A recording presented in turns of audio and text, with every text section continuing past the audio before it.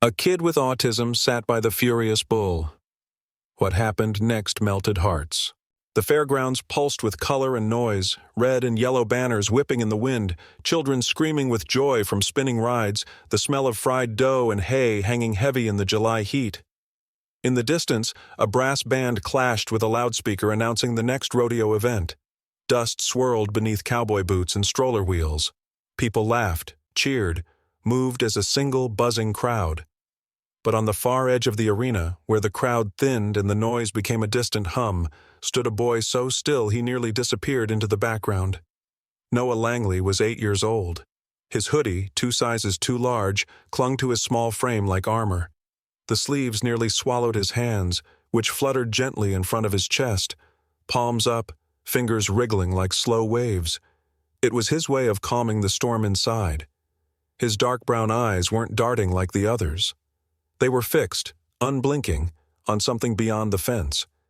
His father, Daniel Langley, was half a field away, scanning a map at a food stall, sweat soaking his collar. He hadn't noticed his son slipping through the crowd. Noise overwhelmed Noah sometimes. Screaming children, clashing music, sharp smells. But this time, he hadn't bolted out of panic. He'd walked away with purpose, drawn, as if by gravity, to the edge of the rodeo ring. There, behind a flimsy wire gate secured only by a half-looped chain, stood a corral. The metal fencing was rusted, the gate crooked. Inside it thundered life. A beast so large it looked like it didn't belong among men. A bull. Jet black, thick-muscled and wide-eyed, the animal's hooves struck the dirt with a warning. It snorted violently, flinging clumps of dry earth in all directions. A ragged red bandana hung loose from one horn, a leftover from some failed photo op or children's event earlier that morning. But the creature was in no mood to be admired. His name, written in faded white on the side of the enclosure, was Diablo. Spectators nearby didn't notice Noah. Why would they? He didn't make a sound. He moved like a shadow, silent, deliberate. He watched Diablo with an intensity that no one else did, not out of fear, but understanding. The bull's agitation wasn't rage. It was fear, confusion. The chaos of the crowd had pressed in too close. Camera flashes, loud whistles, pounding music. Diablo's world had turned hostile, and now, cornered in the sun, he had no language for the pressure building inside him. Noah knew that feeling. With small, careful steps, the boy walked closer. His shoes kicked up dust, his arms now lowered, hands softly brushing his sides. The gate hung slightly open. Not wide, but wide enough, and the boy went through. No screams, no gasps. Nobody even saw. He stepped into the pen as if he were walking into his bedroom, calm, focused. The bull turned, snorting hard. Its massive head dipped. One hoof scraped the earth, ready to charge. And then Noah sat down, right there in the dirt, cross-legged, arms at his sides. He didn't flinch, didn't blink, just sat. A deep hush fell, not over the crowd. They were still too loud to notice, but inside the corral, inside that strange little space between boy and beast. Diablo hesitated, snorted again. His chest rose and fell, dust swirling from his snout. The boy slowly reached into his hoodie pocket. Not fast, no sudden moves. From it, he pulled a tiny object, a blue plastic recorder. Cheap, chipped at the mouthpiece. He didn't blow into it. He just held it in his hands, rolling it gently between his fingers, and began to hum. A quiet tune, unfinished, like something remembered from a dream. The bull tilted its head, its breathing slowed, just slightly. At last, someone noticed. A woman in a red tank top dropped her lemonade and screamed. Others turned. A ranch hand standing by the chute gate nearly dropped his radio. "Kid in the pen!" he shouted. "Hey, there's a kid in with Diablo!" The commotion sparked panic. People rushed to the fence. Cameras shot up. Daniel Langley, now halfway through a pulled pork sandwich, froze when he heard the word, "Kid." He spun, searching, then saw the hoodie, his hoodie. "Noah!" he gasped, sprinting across the field, heart pounding like a war drum in his chest. Security scrambled. 2 rodeo staff reached for ropes. Someone grabbed a tranquilizer gun. The announcer's voice cracked over the intercom. Everyone remained calm. Please step back from the fence." But in the pen, none of that noise mattered. Noah's hum continued, software gentle. His eyes met Diablo's, not challenging, not afraid, just curious. And then something extraordinary happened. Diablo stopped pawing. The bull, this half-ton of rippling fury, took one small, shuddering step forward. Its giant head lowered, and it sniffed the air between them. Noah didn't move. His hands stopped fluttering. His shoulders relaxed. He tilted his head ever so slightly, and smiled. For one long, breathless moment, time froze. Nobody moved. And then, Diablo sat down. Not collapsed. Not forced. He chose to sit, his legs folding beneath him like a dog settling into the shade. The crowd went silent. A father collapsed to his knees behind the fence, and somewhere, in that space between chaos and peace, a boy who didn't speak had just spoken louder than anyone ever had. The wind picked up, lifting dust into spiraling threads that danced in the shafts of sunlight slicing through the clouds. The buzz of the fairgrounds dimmed behind the rising screams coming from the rodeo stands. Mothers clutched their children. Fathers jumped to their feet. Phones were raised in shaky hands, recording. Security scrambled toward the corral, boots slamming into the dirt like gunshots. "Noah!" Daniel Langley's voice cracked as he reached the fencing, eyes locked on the small figure sitting motionless in the center of the pen. Inside, the boy hadn't moved. Noah still sat cross-legged in the sand, head tilted slightly, his lips shaping a sound too soft to reach most ears. A melody without words, drifting like mist between him and the bull. Diablo's massive body quivered, muscles flexed and rippled under his ink-black hide. He snorted hard, flaring nostrils spraying dirt and spit, hooves thudding into the ground in warning. The red bandana still flapped from his horn like a warning flag. Every ranch hand nearby had gone rigid. One reached for the latch, another readied a tranquilizer rifle, but neither moved forward. Then came the voice, gravelly and low, from behind the chute gate. "Hold it," said Cole Evans. He stepped into view, his broad shoulders casting a long shadow over the pen's edge. Gray-streaked beard, faded denim, a limp in his left leg from an old rodeo injury that never quite healed. He wasn't the kind of man who panicked. He'd seen too many rodeos go sideways to flinch easily. But this was new.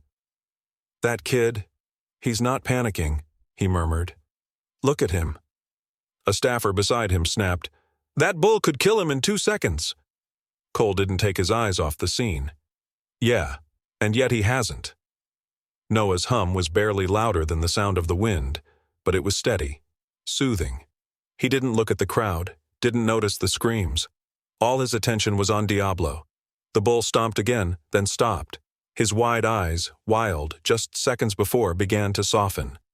The twitching of his ears slowed. His heaving breath started to even out. He lowered his head, slowly, cautiously, as though unsure whether to challenge or understand the child before him. Noah reached into his hoodie again. His fingers curled around the cheap blue recorder he'd held earlier. He raised it to his lips, and for the first time, blew a single note. High, software pure. It wasn't music in the traditional sense. It was more like a signal, like the way birds call to one another across great distances. And something in that note reached Diablo. The bull's eyes locked on Noah. A gasp rippled through the audience like a shockwave. "He's responding," someone whispered from the fence. Daniel gripped the railing so hard his knuckles turned white. "Please," he muttered. "Please don't move. Don't scare him." Noah began playing a second note, lower this time, then back to the high one. A slow, hypnotic pattern. His body swayed gently with the rhythm, like a leaf caught in a breeze. And the impossible happened. Diablo took a step forward. People screamed. Noah didn't move. Diablo paused, sniffed, and took another. His massive hooves sank into the dirt, stirring up little clouds that settled around the boy like a curtain. He stopped just inches away. The bull's breath came out hot and heavy, washing across Noah's face. The boy didn't flinch. He just looked up and smiled. Not a big smile, not performative, but a quiet, knowing curve of his lips, like he had found something familiar inside a creature that everyone else had labeled as dangerous. Diablo let out a long, guttural sound, half growl, half sigh. Then he did something no one had ever seen him do inside a pen. He folded his legs beneath him and sat down, mirroring the boy. The crowd was stunned into silence. No phones clicked. No one spoke. Only Cole Evans exhaled slowly, like a man who'd just witnessed a ghost. "Holy hell," he whispered. "I've worked bulls my whole life, never seen that." A teenage ranch hand turned to him, voice shaking. "Do we go in?" Cole held up a hand. "Number not yet. Let him finish." Daniel's face was wet with tears now, watching helplessly as his son, a child who couldn't make eye contact most days, who screamed when the world got too loud, sat inches from a creature that could have crushed him in a blink, and somehow calmed it. Noah lowered the recorder. The pen was quiet now, peaceful. He leaned forward, ever so slightly, and reached out a hand. His fingers touched the fur on Diablo's snout, coarse and warm. The bull didn't move. More than a dozen cameras captured that moment, some from the crowd, some from the local news station that had been filming the rodeo. But none of them could capture the stillness in that boy's heart, or the weight that seemed to lift from the bull's chest. The loudspeaker crackled back to life, the announcer now whispering as if afraid to break the spell. "Ladies and gentlemen, I don't know what we're seeing here, but I think it's something special." Cole Evans slowly opened the gate, stepped inside. Each step was careful, respectful. He removed his hat. He wasn't looking at the bull anymore. He was watching the boy. When he was 10 feet away, he knelt. "Noah," he said gently, "I'm Cole. You're doing just fine, son. But I think your dad's waiting for you. Mind if I walk you back?" Noah looked at him. The boy didn't speak, but he didn't need to. He nodded once. Cole extended his hand. Noah took it. As they rose together, Diablo stayed seated, calm as still water. Cole turned his head and whispered, "Thank you," to the bull. Maybe it was for the boy. Maybe it was for something deeper.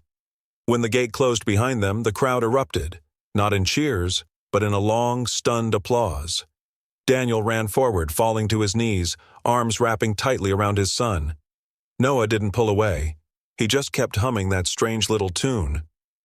Cole Evans had stood in 1,000 pens just like this one. He'd wrangled bulls, broken mustangs, even stared down a grizzly once up in Montana. But this was the first time his knees trembled not from fear, but from grief long buried, cracking open like an old wound that never healed right. He stepped forward carefully, boots crunching against the dry hay, heart thudding like hooves in a distant stampede. The corral was still. Diablo, that legendary beast known for rage and ruin, sat quiet in the dirt, his breath slow and steady. And there, just inches away, the boy, this boy, sat like a statue molded from silence and storm. Noah. Cole's weathered hand shook slightly. Not enough for the crowd to see, just enough for him to feel. He crouched low, close enough to smell the dust on the boy's hoodie. "Hey there," he said softly, voice hoarse. "Name's Cole." Noah didn't look up. "Your dad's out there, son. He's scared half to death. Let's help him out, huh?" Still nothing. Noah's eyes were fixed on the bull, still humming that strange, soft melody under his breath. More breath than tone, more feeling than sound. And then, with a heavy snort, Diablo shifted. The bull leaned forward slowly, muscles flexing under thick hide. A low grunt rolled from his chest, not angry, just present. He nudged Noah's side with his snout, firm but gentle, like a cow nuzzling its calf. The boy blinked, finally turned his head, looked not at the bull, but at Cole. And something in that gaze shattered the old man's breath. Those eyes, that stillness, the way Noah looked straight through him, not past him, like he saw something that wasn't even there, something Cole had buried years ago in a hospital bed, next to tubes and beeping monitors, and a son who never got the chance to say goodbye. Danny, Cole's boy. He'd been 6 when they'd gotten the diagnosis, nonverbal autism. Cole hadn't understood it. Back then, he thought love meant fixing something, thought talking louder would make Danny talk back, thought a good cowboy was always in control. But Danny didn't want control. He wanted presence, softness, someone to sit next to him without needing to be understood. Cole had learned that too late. Too late to hold his hand when the seizures came. Too late to sing back when Danny finally hummed his first tune, in a whisper of a voice that never got a second chance. Now here he was, kneeling in the dirt, staring at a boy who carried that same stillness, that same hum, a second chance, wrapped in silence and soft blue eyes. Cole blinked hard. "Noah," he whispered. "You're safe, son, but we gotta help you out of here." For a second, nothing moved. Then Noah lifted his hand. Not toward the bull, not toward his father behind the fence. He reached for Cole. The old man's chest cracked wide open. Their hands met, small into calloused, clean into cracked. Cole swallowed hard and nodded. "Okay, cowboy," he said, his voice thick with something he hadn't felt in years. "Let's walk." Cameras flashed from all angles. Reporters surged forward. One woman gasped so loudly it echoed over the fence. But inside the pen it felt like church. Diablo rose to his feet slowly. Dust poured off his back in slow motion. He gave one last glance to the boy before turning toward the far end of the enclosure. And in that pause, that shared goodbye between beast and boy, Cole saw it. The storm was not in the bull. It had always been in the world outside. The noise, the fear, the rush to label, contain, fix. Noah? He was the calm, the eye of the storm. Together they walked, Cole holding Noah's hand gently, like a man who'd finally learned how. The gate opened. Daniel burst forward, arms wide, knees nearly giving out as he swept his son into a desperate hug. "Noah!" he cried. "Oh, buddy, I was so scared. I was so—" He didn't finish. Noah didn't answer. But he reached up, placed one hand on his father's chest, and began to hum, the same tune, the same impossible calm. Cole turned away. He didn't want the cameras to see the tears, but he felt something shift in his ribs, a weight he'd carried for too many years rising, lifting. Behind him, Diablo stood still at the far end of the pen, staring after the boy like he wasn't quite ready to let go. As Cole stepped out of the corral, a voice behind him, a reporter maybe, asked, "Sir, how did you know not to stop the boy? What made you trust him?" Cole paused, looked back over his shoulder at Noah, now hugged tight in his father's arms, still humming. His answer was soft, steady. "'Cause I once knew a boy who only spoke through stillness, and I didn't listen. This time, I did." A beat. The wind kicked up again. And then Cole added, almost to himself, "Storms don't always look like what we expect. Sometimes they come to teach us what silence really means."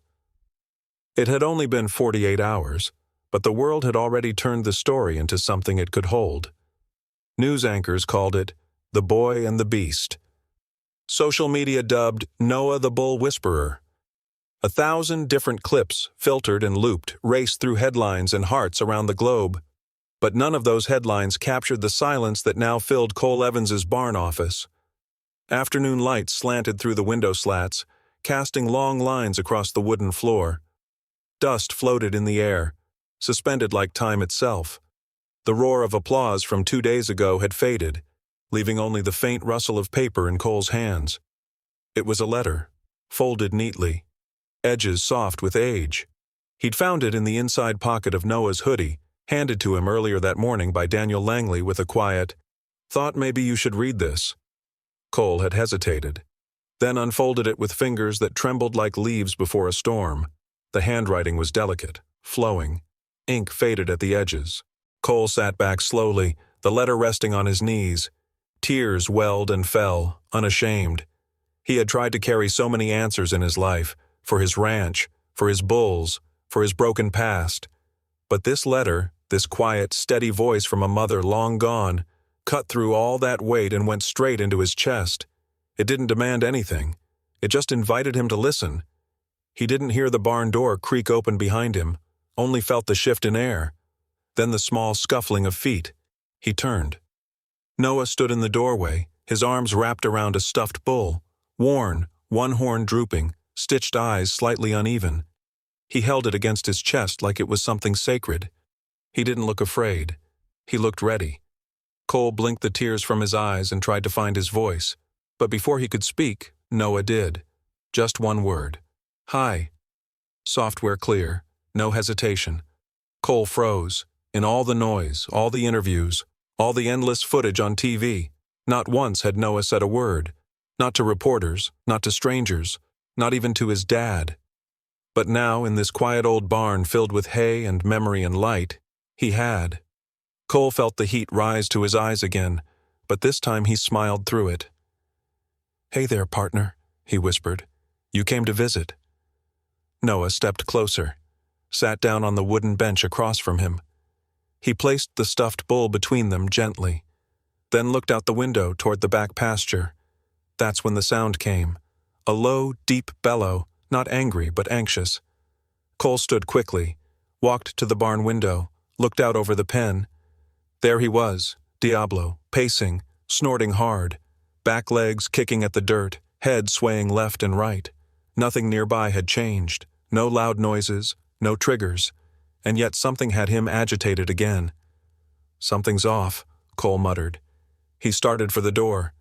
"He's getting stirred up again." Noah was already on his feet, but this time he didn't hesitate, didn't need to be carried or coaxed. He walked, straight and sure, the stuffed bull tucked under one arm, and Cole followed him, not leading, following. They crossed the yard side by side, the sun now dipping low, painting the corral in golden light. Diablo thrashed again, letting out a sharp, frustrated grunt. One ranch hand stepped forward with a lasso in hand. Cole stopped him with a wave. "No," he said firmly. "Let him come." Noah walked up to the gate. Diablo saw him, froze, their eyes locked again, same as before. But this time, Noah didn't sit. He reached into his hoodie pocket, pulled out the little blue recorder, placed it to his lips, and played a different tune.